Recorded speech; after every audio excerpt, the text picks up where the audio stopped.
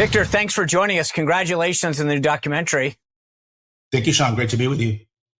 So let me ask you this. Let's just start maybe with that. Why did you guys, why did you want to do this, and what do you hope people get out of it? Well, Sean, as a retired special agent with Homeland Security investigations under ICE, this is what I've been doing all my life. And when I had the opportunity to team up with Veterans for America First or Veterans for Trump, it was a no-brainer to continue to educate and really show the American people what is actually happening at the border. Believe it or not, Sean, as much as we talk about it, as much as I travel throughout the country, people still really don't understand the dynamics of the border and what it actually means when an illegal alien comes in. But we're going beyond illegal immigration. We're talking about national security. We're talking about the impact on the economy. We're talking about crime, the healthcare system, the school systems in our country. And more people are realizing the hard way, unfortunately, because it's hitting their doorstep as we speak. So you mentioned, I will admit to a little bit of the confusion myself. So I'll say maybe on behalf of some of the viewers, because a lot of them probably know more than I do on this. But walk me through just what is the difference between, say, CBP, the Customs and Border Patrol folks, and the Homeland Security, Immigration and Customs folks? Like, who does exactly what? That's a great question, Sean, and I'm glad you asked it. Because thank you. You know, Victor, I appreciate that. I don't feel as dumb now because I was like, I thought you were going to be like, hey, dum-dum, here's, because can I just say why I think, and I want you to explain this because even more so since you thought it was such a great question. Let me dive down. I think Democrats do a great job of trying to obfuscate this issue. It's like we have an immigration problem and there's immigration and then there's border security. I think they're very, very different. I think Democrats and the folks on the left try to make them one. But you've got these two organizations, CBP, Customs Patrol, and ICE. What do they do that's different from each other? And I'll say off the bat, I agree with you 100%. That is two separate issues that the left have commingled together, especially illegal immigration with legal immigration. But Customs and Border Protection, CBP, the best way I could tell you is think of them as a patrol officer. They're interdictors. They interdict at the border. ICE, special agents with ICE, criminal investigators, which is now called Homeland Security Investigations, are the detectives. They're the ones that get called out to conduct the investigations, to further those investigations, and anything that has a nexus to our border when it comes to smuggling of humans, drugs, cartels, money laundering, commercial fraud, and anything that has a threat to our homeland is what the criminal investigators do. That's what I did. And so we worked along with CBP, both the Border Patrol in green and the CBP Customs at the ports of entry on a daily basis, expanding these investigations and trying to hold these people accountable, which, by the way, is not really happening right now because most of these laws are not being enforced by the Biden administration. They're not allowing the Border Patrol, first of all, to interdict like they used to, and second of all, to pass on these cases to the criminal investigators and the prosecutor. Remember, this all goes hand in hand. It's not, I know we talk a lot about Border Patrol. It's not just them. We're talking about the Department of Justice, the U.S. Attorney's Office that are failing to prosecute these cases. All right. So let's just walk through some scenarios because I want to get smart on this. And I think it's helpful for people to, I'm in Mexico and I want to come into the United States. Give me the sort of current options, if you will, for how, but I want you to talk about legal, illegal. What if you're a person that's in Mexico and you say, I want to get into the United States, lay me out my options. So let me give you a scenario. Let's say it's a Chinese national, and a Chinese national made its way from China to Mexico because they know that being in Mexico is basically as being in the U.S. Why? Because Mexico is allowing them. Mexico, the country, the government is allowing these individuals, even though they're illegally present in their country as well, allowing them to stay and giving them these quasi visas for a certain amount of days to make their way to our border. So having said that, do you realize how stupid that sounds? And Mexico's like, listen, you can come into our country illegally, but only if you stay a few days to go into another country illegally. Got it? That's one of the biggest issues I have with Mexico right now. And I worked there at the U.S. Embassy. I was stationed there for a couple of years. And let me tell you, it's the corruption, Sean. It's the corruption, the Mexican Immigration Service, the Mexican officials at every level, especially the state and locals who you start dealing with as soon as you guys get closer to the border. But these individuals, whether you come from China, Africa, or even a Mexican national, will have to pay the cartel. And the cartel, you don't know the difference whether it's he's wearing an immigration uniform or not. They're all cartel here, and they have to pay this fee. And these fees are very different. The Chinese national is going to pay a greater amount of money than it is a Central American. And they will have to pay in order to gain access to come closer to our border, whether it's Arizona, Texas, doesn't matter. They don't care. The cartels will get their money. So they pay, they get bribed, they get extorted, the women get raped, all these horrific things happen to them. So then they're on the other side of El Paso, Texas, let's say in Ciudad Juarez, and they're waiting and waiting. Right now, the way it's been going on for the last 3 years is they literally walk up to a certain part of the end of the wall there, or a gate in the wall that is open, and they turn themselves in to Border Patrol. As a matter of fact, the illegals in Eagle Pass and everywhere are seeking green uniforms now, which is the most ironic thing to me in my life. They used to run from Border Patrol. Now they seek Border Patrol because they know that Border Patrol has been given the authority to grant them entry into the United States. So now the Border Patrol takes possession of this person. Wait, stop. So, hold on. Just explain this to me a second. This gate that exists, is this a legal point of entry, or is this a hole in the wall? This is the wall, and this is the wall that was built. And this is in El Paso. It actually was the Bush Wall, believe it or not. But they built these gates within the wall, these official gates, huge doors, because Border Patrol needs access, right, to get one side to the other. Sure. Border Patrol patrols both sides of the border. A lot of people think that the other side of the wall is Mexico. It's not. The wall is on the United States, and even on the other side, which in this case is the barrier, is the Rio Grande. And so Border Patrol patrols both sides of that wall. And right now, the Biden administration has opened these gates. So wait.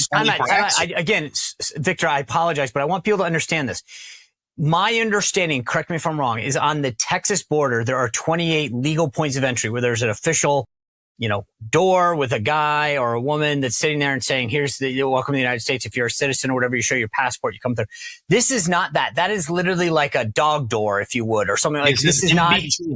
This is so that the ports of entry. Right. So this, and the Biden administration has said, open those doors, open the back door to the garage, open the side door. This isn't your front door. This is a random door that CBP would use should they have to go back and forth, but not meant to be a legal point of entry. No, it defeats the purpose of the wall, right? The wall works when it's implemented. But I just want people to understand that door, from what you're saying, they chose to open. For 4 years, it was closed with a key or whatever. And they said, go open the door, and then we're going to make that a legal point of entry. Is that right? That's absolutely right. And as a matter of fact, Sean, some of these gates have been welded open. That means that it's open all the time, 24/7. It's welded open. They opened it and welded it to keep it open. And this is completely illegal. But I'm going to get to the port of entry because all of this is 100% illegal. I want people to understand that the Biden administration, with their CBP One app, with the parole paperwork that they're giving, I used to give out that paperwork.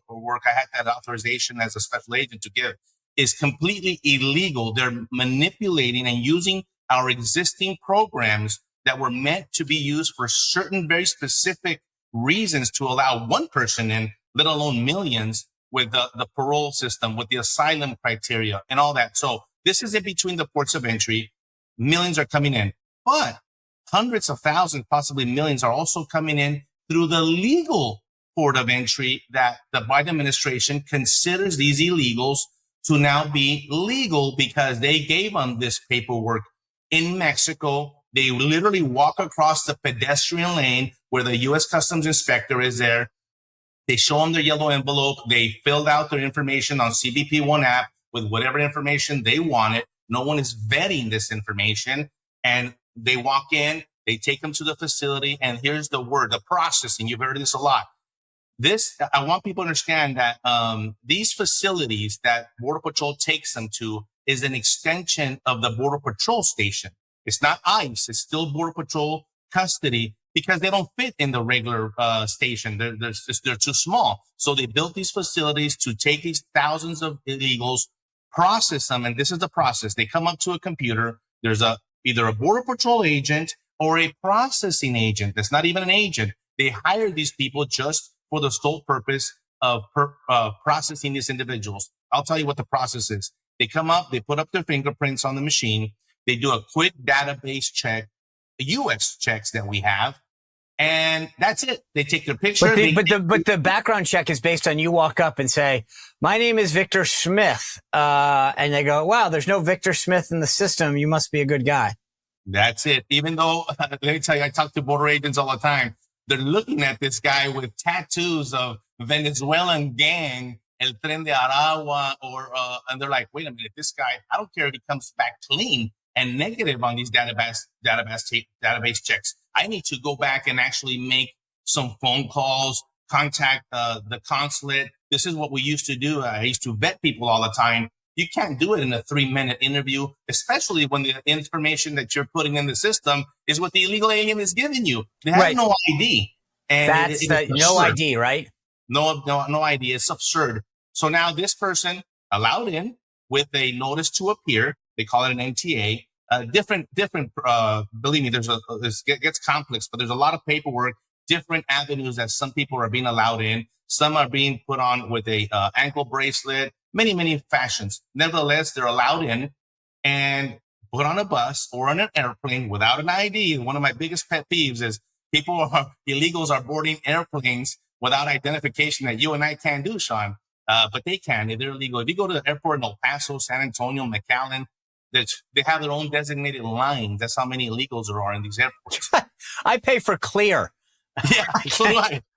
I mean, it's like they vet you and they go, no. But if you want to go to the non-Clear line, it's actually shorter. You just show up. It is infuriating because I've flown with them many times. Some of these airplanes on these flights that I've been, I'd say about 20 to 25% sometimes is illegal aliens on the airplane. And a lot of them are NGOs that are escorting these illegals to their final destination, especially when it comes to children. In these times of economic uncertainty, are you looking for a way to diversify? I know I was. And so I called my friends at Bishop Gold, 844-984-1616, or go to bishopgoldgroup.com/Sean and have a conversation with them about how to secure your financial future using precious metals. Now, I did that. Now, so you may be at home right now and say, I've got an old 401k, an IRA, or I'm just looking to expand my portfolio. I picked up the phone, I called them, and I explained to them my financial situation, what I was looking into, and they created a mix that would work for me. You should do the same. These are the people that I trust with my money. I invested my money with Bishop Gold Group because they're full of integrity and transparency. They can tell you exactly how the system works, how you can hold it, how they can hold it, how you liquidate it in times of need. So if you've got that old 401k, you've got that old IRA, or you're sitting back right now concerned about the future and thinking, I need to diversify, call Bishop Gold Group, 844-984-1616, or go to bishopgoldgroup.com/Sean to begin your financial journey with precious metals. And by the way, you get a free gift because you're coming through me. So I always use the word illegal because, and I had Chad Wolf, former acting secretary, on just some time ago. And he said, hey, look, in U.S. law, if you come into this country illegal, the definition under U.S. law is illegal alien. And I want to get to this in a moment with you about these holes in the wall. But I mean, you've kind of answered it about these gates and they're being welded open. But I'm going to ask you a question that I think is a lot of people might get upset with. But I use the word illegal because I view it like if you come into my house without me inviting you or you bust down the door, you're in my house illegally, right? You're trespassing. If I allow you into the house, you're not there illegally, right? And if based on what you described, I go, okay, if I walk up to your border and a gentleman in a green Border Patrol uniform invites me in, says, come on in, here's the form, fill this out, wait over there for a bus. Are you really here illegally? I mean, we use that word, I think rightly so in many cases, but if Biden is inviting them in, then they're not here illegally, are they? Disagree. They're 100% still illegal. And I'll tell Why? you Okay. why. So if you make that, like, I want you to tell me if I'm listening to the show right now and I said, what did I do wrong? I walked up to your fence. You opened the door for me. You handed me, a processing thing, told me to go sit over there. And what did you call it? An NTA, notice to appear. What did I do wrong? It's not that they're illegal. It's what the government is doing wrong. But that's my point. The government, Biden administration is doing something wrong. Absolutely. The process is an illegal process. And I'll give you a quick example, the parole process. There's several parole paperwork issues that you could give to a certain individual. I used to give it a lot for confidential informants, an illegal alien that was a confidential informant. It's for law enforcement purposes. I used to issue that parole. There's the humanitarian parole, which is the one that they're exploiting. But the humanitarian parole is a very, very narrow and one-time use for very specific reasons. Maybe there's a death in the family or someone is dying at a hospital, an accident, whatever. It's not because you're going to enter the country illegally and then roam around the country. So these people, all these people that have been issued these paperworks and these type of permits are going to find themselves that they're actually going to realize they have absolutely no status because it was issued erroneously, illegally. It's like me when I did a search warrant. If I did an illegal search warrant, anything that I grabbed from that house is the food of the poisonous tree. It wouldn't be admissible. It didn't matter if it was good evidence or not. This is exactly what's happening here. The premise is already illegal to begin with, so it nullifies what the Biden administration, whether it calls them legal or illegal. And by the way, illegal alien is the legal term in the Immigration Nationality Act book that I have behind me here. That hasn't changed at all. The laws haven't changed, Sean. I want people to understand nothing has changed other than the policies of this administration of what they have decided what to enforce and not enforce. And in this case, basically ignoring all immigration law, ignoring many other aspects of immigration, child endangerment, human trafficking, many, many other issues that we're seeing on a daily basis, all the way until the final destination in New York or North Carolina or Denver. So when this administration says there's nothing that we can do, not only you tell me, is that true or false? Number one. Number two, what have they done to move in the opposite direction? It's false that they could do nothing. It's completely lie to the American people. They have the sole authority just to go back and give Border Patrol the authority to enforce. And when I'm talking about enforce, I'm talking about now. The difference is if the law was being implemented and followed, that individual would be arrested and charged with 8 USC 1325. It's illegal to come into the country illegally. They call it EWI, entry without inspection, and you would get prosecuted. And the very first time you have no criminal history, you're going to go to prison for 2 to 6 months. And the second time is up to 2 years. And so that is not being enforced. That is the biggest issue right here, that we have laws. And I give this comparison. Imagine if the mayor of a city told the chief of police that they were no longer going to enforce DUIs. But the patrol officer had to stop you and pull you over for DUI, identify you as drunk, and then let you go. Well, that seems ridiculous, doesn't it? Well, why is that any different at the federal level when it comes to immigration law? And that we could get into ideology and other reasons why they're allowing them in. So just walk me through, if I'm prior to this administration, I'm illegal, I'm in Mexico from whatever country, I approach the border and I see a hole because like the doors were shut then, the gates were shut, right? But if there was a hole and I tried to go through it, what could the Border Patrol agent at that point do? Could they say, go back, do not come through this hole? Could they stand in front of it and block them from coming in? So two different scenarios. Usually the Border Patrol in the old days, they have to take possession. If you already hit the U.S., you're illegally present in the U.S., they take possession of you and arrest you. Very few times do they actually repel because we don't know who that individual is. And this is part of the big problem. It might be a terrorist. So we need to grab them, run them through the system and find out who this individual is, whether he came through a hole, whether he was smuggled. We haven't even touched about the people that are being smuggled, that are avoiding detection altogether, that are being introduced into the country by the cartel, in the back of a tractor trailer, and you name it, in any way they can come in. Those people are being placed in stash houses. In El Paso, there was 270 stash houses, Sean.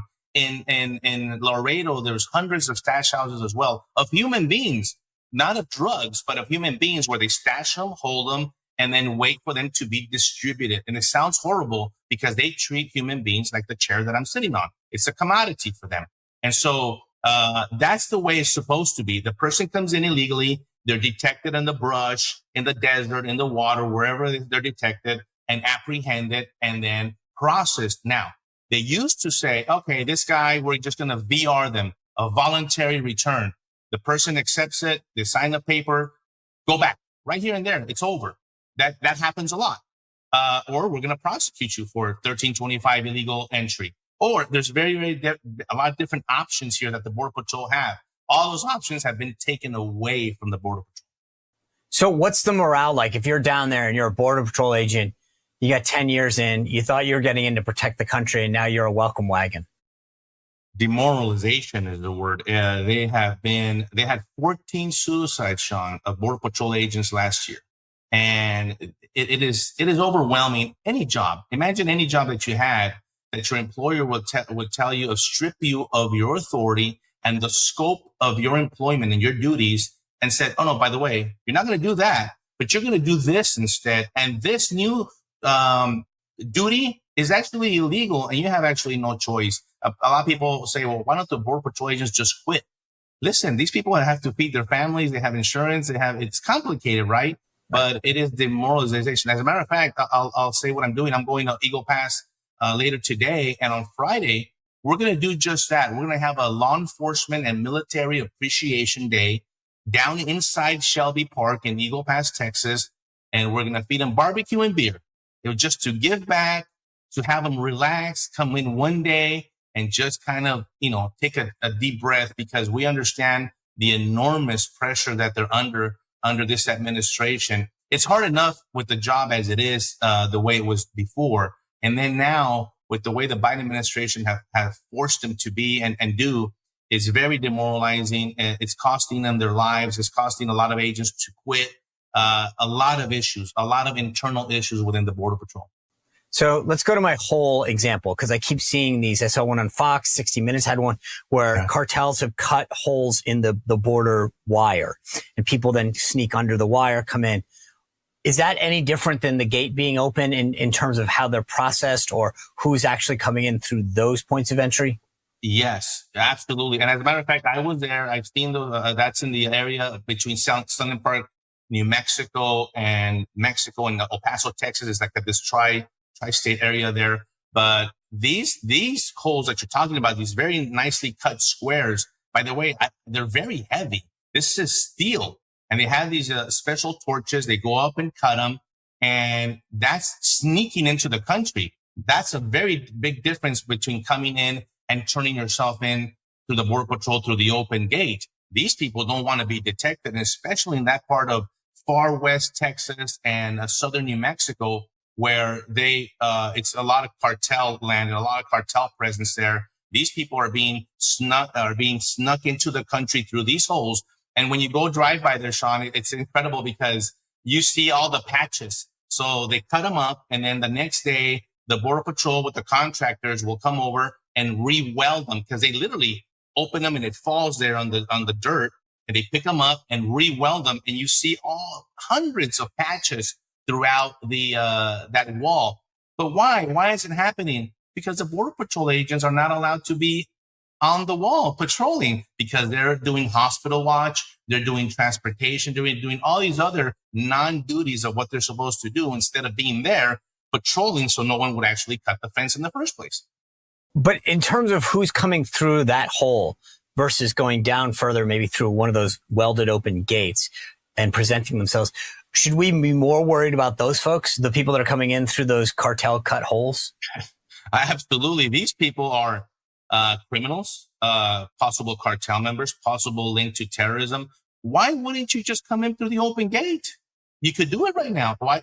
And if I was an illegal alien and I had no criminal history, I would just walk in. Why then avoid detection because these people are now linked to nefarious individuals or groups, and especially Venezuelans and many others that we could talk about that are now trying to introduce themselves into the country completely undetected, where we will really not know anywhere about their intentions or where they're going to live and what city they're coming to. And we're at 2 million known gotaways. So here's the thing, Sean.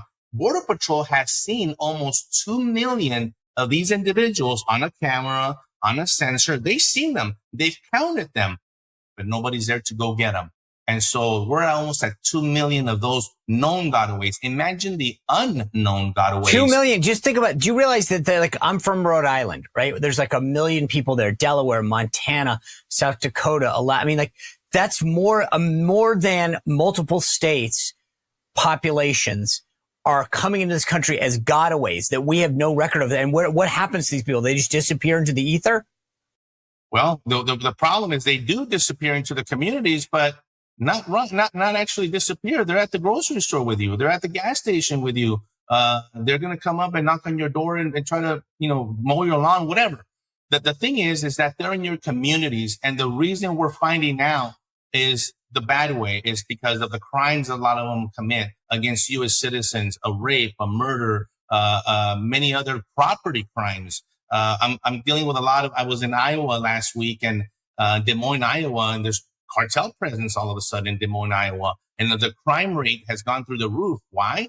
Because a lot of the illegal immigration has arrived there, and it brought crime. It brought all the issues attached to illegal immigration. And now all of a sudden the police there, the sheriffs, the police chiefs are like, what in the world is going on? We still have the same number of police. We don't have any more resources, but yet we have an increase of crime, which we already had to begin with in our own country. We have a big problem with crime to begin with. Now you're adding into that formula people from all over the world who are coming here and committing crimes. And I'm the first one to tell you, Sean, I know not everybody commits crimes. Not every illegal comes and commits additional crimes, but we have one too many that actually are, and they're violent crimes. I mean, if the Laken Riley case is not enough, apparently it doesn't shake up the left or the Biden administration. They obviously didn't care. But there's too many Laken Rileys. I've talked to too many family members that have lost their loved ones at the hands of an illegal alien, thousands of them, that they never get the attention. But when you become a victim at the hands of an illegal alien, I tell people that's too late. That right. You found out the hard way. We need to do something now. So what do?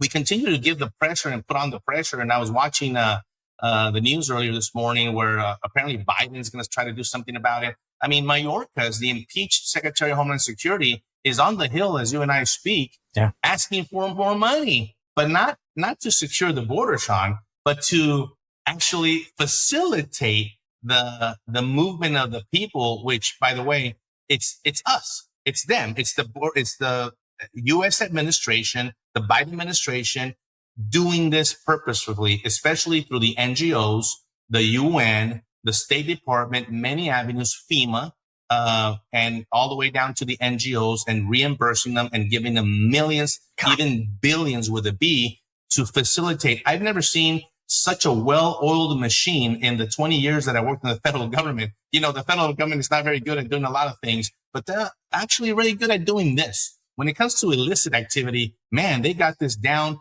not just here at the border, all the way down to Central America and South America. Why are we flying people into the country? What the Biden administration has now been flying thousands of people in from Central America. Why would we have to do that?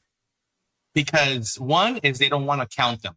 And so you have seen the numbers drop in the last couple of months. And I'll go a little bit into that as to why. One of the reasons is because they're flying. I think the number is up to more than 350,000 individuals. Almost over 130,000 Haitians alone from Haiti. And, people think, they're going to come in a boat. Forget the boat. They are flying them in directly. And people from China, Africa, yes, they're flying in directly. And you think, well, where was the Border Patrol agent processing them in their country? Well, there is no processing. They have already only taken the information under the CBP One app in their home country, Sean, and taken it at face value and said, okay, you're good to go. You're flying into Chicago. You're flying to DFW. And it's a grave concern for our national security and public safety. Now, what was the other, the illegals coming in, from Mexico? Here's the big difference that I just, learned the other day from one of my sources. The numbers dropped. And why did they drop? Well, first of all, the Biden administration made a deal with the Mexican administration. Mexico has a huge presidential election this June. And they made a deal that they didn't share with us, but I could tell you what I've been seeing on the ground is that they said, help me help you, and slow down the traffic of illegals coming in, because the Biden administration obviously is being hurt by it, but so is Mexico. And so they kind of made a deal saying, we're going to slow this traffic down. The cartel is kind of going along with it right now, but now I'm seeing them saying enough is enough. And they're sending people, as we speak, a lot of it going to El Paso, Texas. But Mexico is taking the people, for example, in the border town of Juarez on the other side of El Paso, but not deporting them, sending them back to Mexico City or to Tapachula, southern Mexico. And this is crazy. Why don't you just put them on the plane and deport them back to their home country? No, they're sending them back to their own country so they can then gather up again, buy more time, and then eventually make their way back here, maybe after the election. Unreal. Let me ask you about the fentanyl, because I know that's affecting so many communities. How does that get in? Is it actually like a human is using it as a mule and smuggling in? Is it coming through the points of entry to those gates, or is that what's going through the holes? Any which way you can think of it. At the port of entry, within the port of entries, body carriers, vehicles, tractor trailers. The difference between, I worked a lot on narcotics and cocaine and marijuana, and these are bulky drugs. And the difference between these pills, most of them are coming, the fentanyl is coming either in powder form or a counterfeit pill. And these counterfeit pills, according to the DEA, 7 out of 10 of these counterfeit pills contain a deadly dose of fentanyl or xylazine in it already. And they look exactly like Adderall. They look exactly like Xanax or Oxycontin and these M30s. And so they're easily manipulated into very different shapes and forms. So if you can think about it, Sean, the cartel has already done it and introduced it into the country. And you're seeing a large number of seizures of this fentanyl. And a lot of people, I applaud them. And a lot of people say, oh, look, the Biden administration is doing a good job in seizing this. Well, I applaud and I welcome the seizures of these drugs. However, let me tell you the reality. And this is coming from someone that worked these narcotics on the border. When the seizures go up, especially in large volumes, that means that I'm going to say it very bluntly, our asses are being handed to us, Sean. That means that millions and millions of drugs and pills, and the other drugs are still coming in, are pouring in. And a lot of people don't see that correlation between the high seizures and versus the low seizures. When the seizures drop, that means that there's actually a pretty good control of what's coming in. When the seizures go up, you would think, well, we're doing a really good job in stopping it. No, it's the opposite. That means that it's actually pouring in. We might be tapping into 10, 15% of what's actually hitting our streets. It's on American soil from these bastards in Mexico with their cohorts in China. So they're sending a weapon system, and they're using this weapon system. They're firing it through all these illegals that are invading our country. Right? That's kind of the way to bring it in. The actual, the gun, so to speak, or the weapon system, so to speak. And then what they do is they shoot this thing called fentanyl out into the streets of America. And now we have casualties. We have killed in action, and we have tens. Actually, it's probably in the hundreds of thousands of wounded in action in just the last couple of years alone from fentanyl. I know that you mentioned you were down in Eagle Pass. Governor Abbott's done some stuff in that park, Shelby Park, I guess it is. What are we doing right, and what could Congress be doing more of to help solve this? Or can they? Or is this just a decision because the administration has done the things that you mentioned? It's like until you get the White House back, your hands are really tied. Unfortunately, that might be the truth. I welcome what Texas has done with the razor wire and the containers and the buoys and everything else. But I'm here to tell you the truth. Has it stopped anybody from coming into the country illegally? No. What it's done is stop him from coming in there in that specific area, which at least in the Shelby area, it was a welcoming center, really what it was. And so Governor Abbott got rid of all that and said, listen, at least you're not going to use Texas and this area to do that. Go do it somewhere else. Where they are going to somewhere else. They're going around Quemado and other areas there next to Eagle Pass. They're using the Kickapoo Indian Reservation to come through there. And so it hasn't really stopped. It slowed it down? Absolutely. But I welcome razor wire. I welcome barriers. I welcome walls. But it's the policy ultimately and the enforcement behind it that's going to make the difference. And this administration doesn't want to do that. So what can and should, I mean, Republicans, the only ones who actually are doing anything, only control the House barely. What can they and should they be doing if they want to help this effort? A lot of people think that it's legislation. We really don't need legislation. We have incredible laws, and we have the U.S. Constitution already, and it's the lack of that enforcement. But if you were going to go to the legislative route, and believe me, it's not the Senate bill that they're trying to propose that's going to make the difference. I'm talking about enhancing what is already in the books. That I welcome, to strengthen the asylum criteria, to strengthen the parole system, to strengthen Title VIII of the code. That I welcome, but we don't need new legislation to enforce the laws. We already have it, and it's the lack of, I don't know what's on the Republican side, what's holding them back and continuing to put the pressure on this administration, because they're seeing it in the impacts of the fields that I told you about in this country, and it's affecting their districts. And I don't know what else is it going to take for them to kind of, get the light switch to go on. Yeah, I preach on that one because I feel like I've said this almost incessantly, that this is the hill to die on. This is the one that every community, you don't have to explain this to voters. They get it. They see it every single day. Victor, let me ask this. So you guys made this documentary, Border Invasion, American Crisis. First, where can people see it? You go to salemnow.com and check it out there. You're going to get a very good briefing from this film. General Flynn is on there, myself and others. And we really are on the ground there in Eagle Pass, and we will show you the pictures.